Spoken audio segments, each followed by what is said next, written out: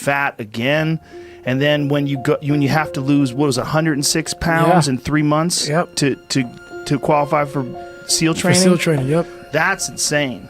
Yeah, because what I realized at that time, once again, I failed again. I thought, so what you're talking about is I took this ASVAB test. You know, I didn't know how to read and write pretty much in high school. I was like at 4th grade reading level. And I took that test a few times. And I finally passed it. And when I passed it, I actually drove my car to the daggone airport and watched planes take off. Because I was like, I'm going to be on one of those planes one day going to Air Force boot camp. So I always fixed the things on the surface. So if I couldn't read and write, I learned to read and write. I would always fix these things on the surface level. And so whenever something hard would raise its ugly head, I didn't have any kind of tools to handle it. I'm like, man, I thought I fixed this already, man. But no, I didn't go deep into the dungeon of my soul to say, okay, what is making you a quitter? What is making you a weak man? What is making you afraid? And so that's why I kept on quitting and going back to start, or not knowing how to get through hard times. And that's why I always tell people, I'm not a theorist. I didn't study, I didn't study a fucking book. I literally put myself in a fire repeatedly like a sword. You put a sword in a fire repeatedly. If you keep on doing that, you're gonna get a nice sword. And then you keep on beating it. You gotta beat the shit out of it. And that's what I am. Yeah. I became that. I said, okay, we can't quit. We gotta figure out why you are this pussy. Why are you this pussy, man?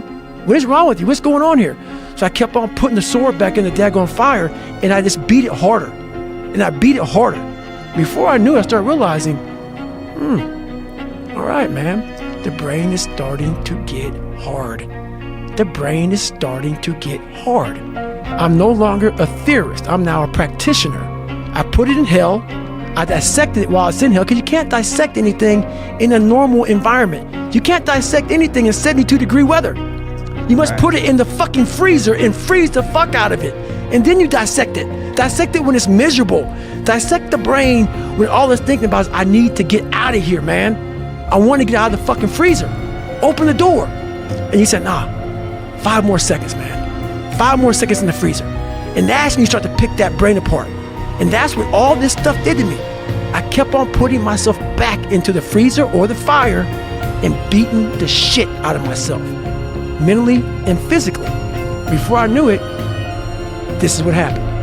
Wow. It's an interesting way to self-teach. You know, like most people that, you talk to that are disciplined, they have something that they read that inspired them. They have certain people that they look up to. There's certain, coaches that taught them. There's certain important moments in their life.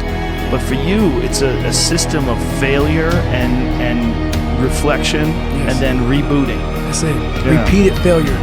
And people think a lot of times they find me that I'm angry. Oh my God, you sound so angry. You cuss so much. Oh my God, why you cuss so much? Why are you so crazy? If you read my book, I cannot explain my life by saying, hey, it was a Merry fucking Christmas, man.